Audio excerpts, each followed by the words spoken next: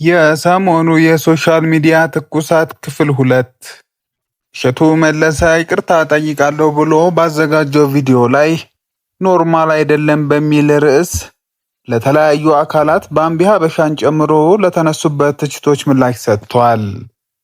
የይቅርታ መልእክቱን እንዲህ ሲል አቅርቧል። እሸቱ መለሰ የኢትዮጵያን ሕዝብ ይቅርታ በመጠየቅ ነው ንግግሩን የጀመረው። ይቅርታ የጠየቀውም ኖርማል ያልሆኑ ነገሮች ማህበረሰብ ውስጥ እንደ ኖርማል እየታዩ ትውልዱን ሲያበላሹ በዝምታ በመቆየቱ እንደሆነ ገልጿል። ኃጢአት አደባባይ ወጥቶ የክብር ልብስ እየሆነ መምጣቱን ተችቷል።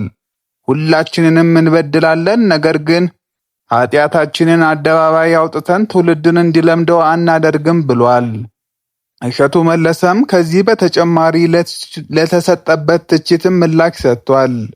እሸቱ በእሱ ላይ ለሚሰነዘሩ ትችቶች ያለ እሱ ያላቸውን ነገሮች በማዛባት ወይም ስትሮማን ፋላሲ እንደሚቀርቡ ገልጿል። በተለይ ደግሞ ቤተክርስቲያንን ወክለው ገንዘብ የሚያሰባስቡ ሰዎች ምንም አይነት የንስሐ ሕይወትና ለውጥ ሳይታይባቸው ሲቀርቡ ለወጣቱ የተሳሳተ መልእክት ያስተላልፋሉ የሚል እምነት እንዳለው ገልጿል።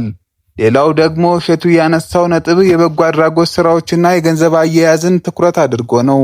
ለመጽደቅ የተባለ የበጎ አድራጎት ድርጅት ያቋቋመው እሸቱ በደብረ ብርሃን አካባቢ እየተሰራ ላለው የ18 ኪሎ ሜትር የመንገድ ግንባታ ማብራሪያ ሰጥቷል።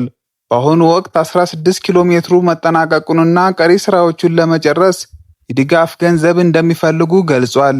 የገንዘብ አሰባሰብ መስፈርቱንም አብራርቷል። ዶንኪቲዩብ ለቤተ ክርስቲያን ወይም ለበጎ አድራጎት ገንዘብ ሲያሰባስብ የሚከተላቸውን ጥብቅ መስፈርቶች ዘርዝሯል። ከነዚህም መካከል ችግሩ ከ10 ዓመት የቆየ በላይ መሆን እንዳለበት ገልጿል።